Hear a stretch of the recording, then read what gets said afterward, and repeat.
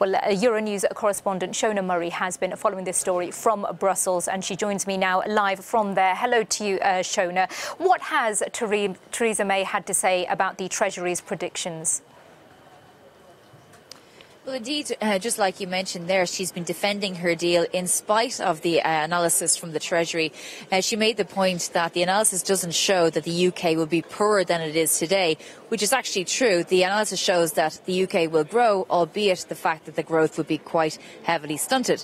But Theresa May made the point that this deal that she has made and signed off with the European Union is the best to create this delicate balance between protecting the UK's access to the EU's customs union, to protect jobs, to protect trade opportunities, and at the same time deliver and honour the referendum result, which was to leave the European Union. So she's defending it in knowing that, I guess, there will be some sort of collateral damage for leaving the European Union.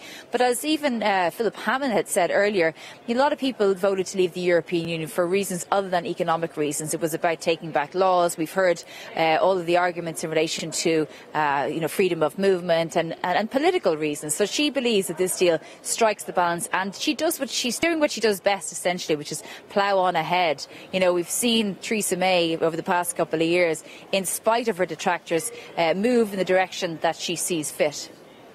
Yeah, well, she's ploughing on, certainly with her tour of the UK, isn't she? She's in Scotland, where she's trying to garner support for her Brexit plan. How's that all been going for her?